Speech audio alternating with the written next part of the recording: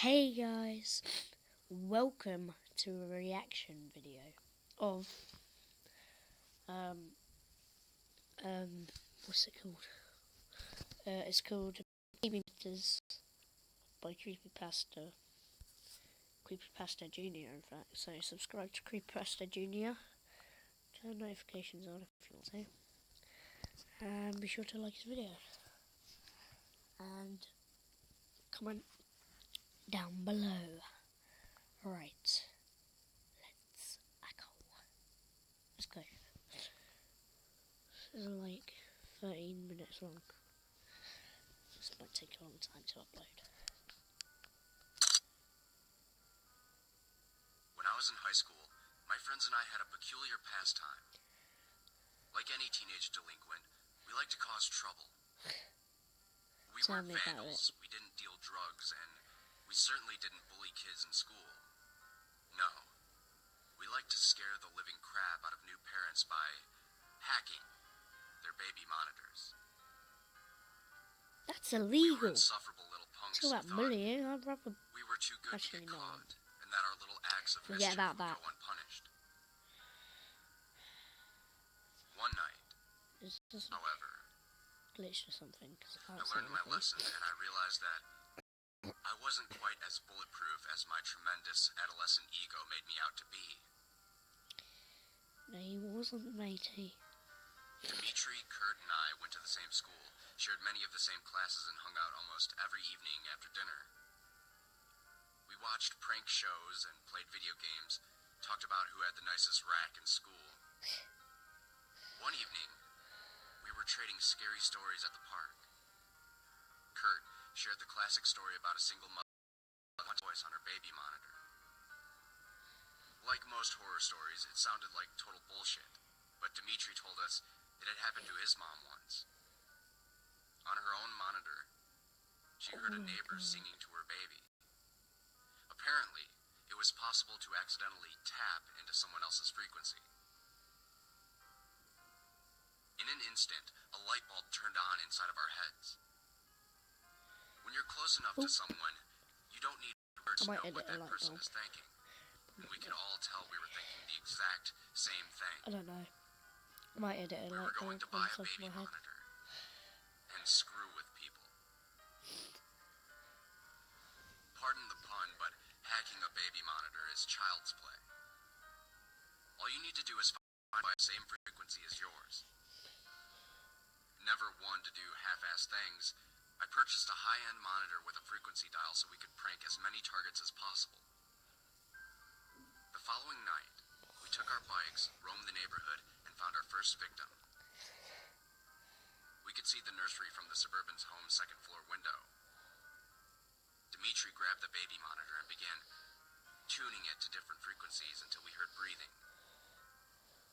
I remember feeling excited as our plan finally came to fruition. Dimitri pressed the button and began exhaling heavily into the receiver.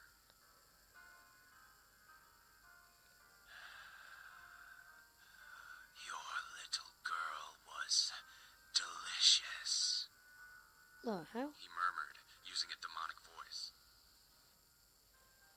The light in the master bedroom turned on almost immediately, and we heard a shrill scream.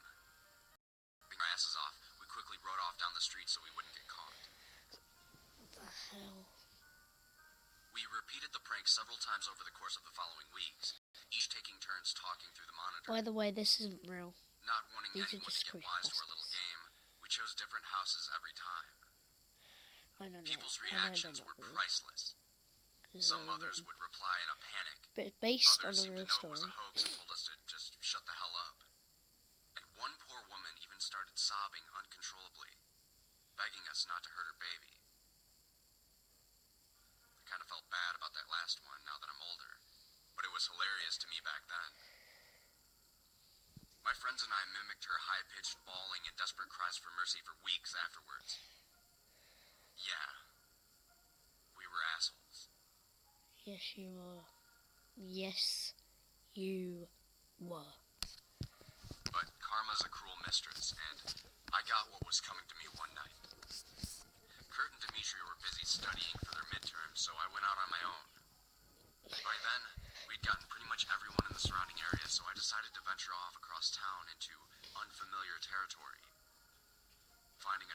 wasn't difficult.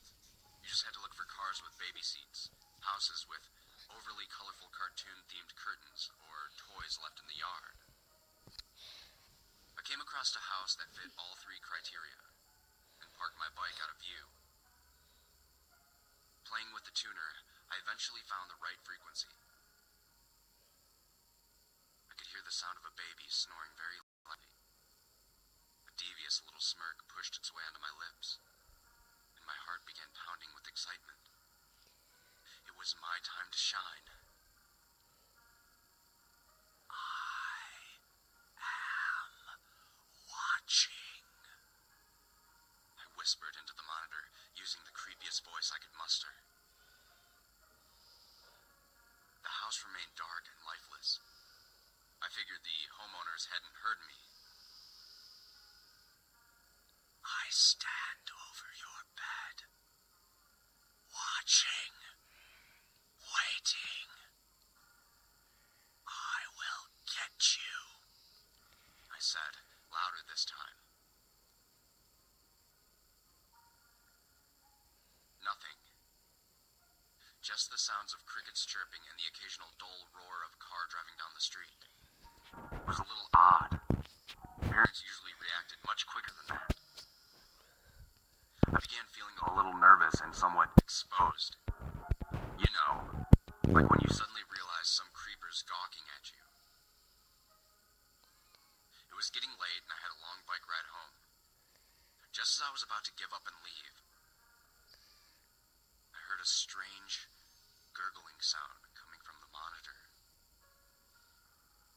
The quiet, rhythmic snores ceased, and I had assumed the baby had woken up and was about to start crying. But instead, a man spoke to me. You're the one being watched, Juan, he said softly. My stomach pirouetted at his words. How did he know my name? I felt sick. Something was very wrong, and I could feel it in my bones.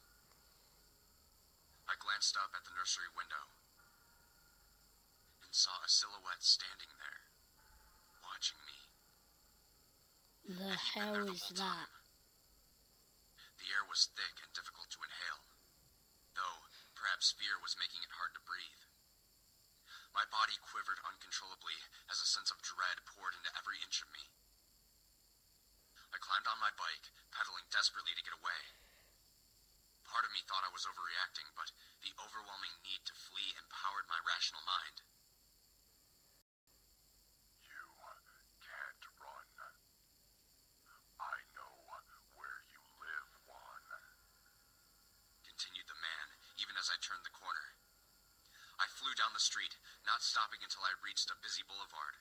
Surrounded by cars and a few late-night joggers, I felt safe. Your hoodie will run red with your blood, boy, said the man, still talking through the baby monitor in my pocket. This is one of the creepiest I've ever acted to. A passerby gave me a nasty look as I yelped loudly in fear, practically ripping my hoodie in my frantic attempt to remove it. To the stranger, I must have looked like some snotty kid tripping balls or something. He didn't know I was in genuine distress, so I don't blame him for walking off with an insulted huff, though I wish he had offered to help me instead.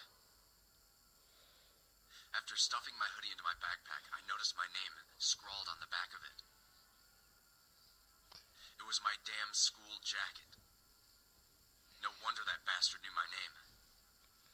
It then occurred to me that baby monitors were fairly short range, so I was obviously being followed. I nervously glanced around to try and identify my stalker. Was it the empty-looking van down the street? The guy walking his dog? The car that had just driven by? Either way, the last thing I wanted was to hear that voice again, so I turned off the device and started pedaling towards my home. Fear had heightened my senses, and I began to notice every motion of the trees in the breeze, every crackle of twigs under my wheels, and every car that zipped past me. I flinched whenever anyone came near, paranoid that whoever had spoken to me through that baby monitor was going to catch up. Fortunately, I made it home without incident. I parked my bike in my garage and crawled up the stairs to my bedroom. In one careless motion, I tossed my backpack and the baby monitor in the corner of my room and dove under my sheets like an Olympic swimmer. It doesn't matter how old you are, nothing feels safer than being under your blanket. I closed my eyes, hoping I'd be able to calm down enough to catch a few hours of rest before class. But then, I heard static coming from the monitor across the room. The monitor that was supposed to be off. "Sweet dreams, Juan," said the voice that still haunts my nightmares. Needless to say, I didn't sleep a wink that night. I was too frightened to get out of bed until sunrise. When I got up, my first order of business was to remove the battery from the monitor and throw it in the trash. I didn't want anything to do with it anymore. I came up with an excuse to give my buddies so they wouldn't think I was a huge wuss. With massive bags under my eyes, I got dressed, had breakfast, and went to school.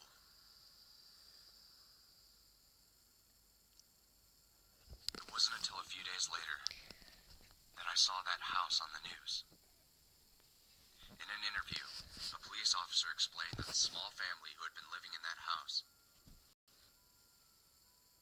had been found in their beds, necks slit open.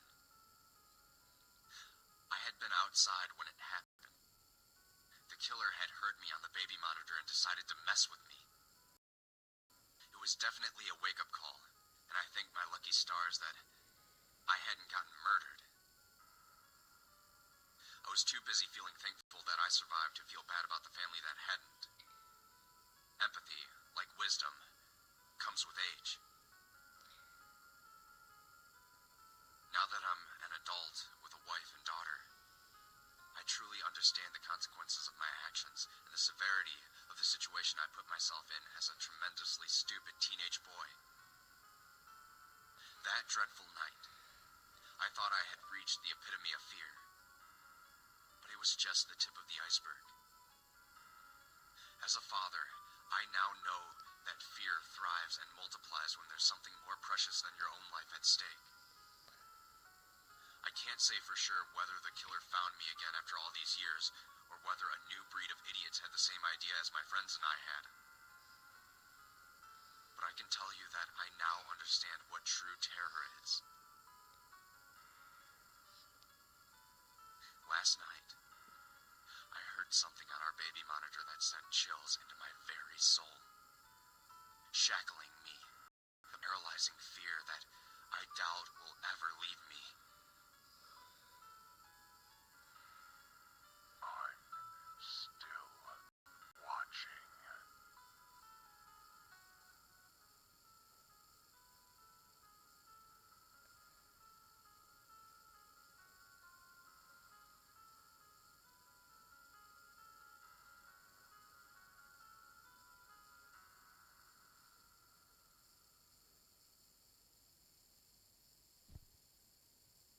That is so sad.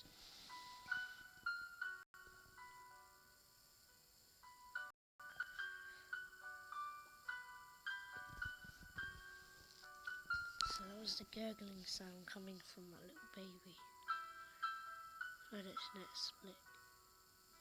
That is really sad. That is...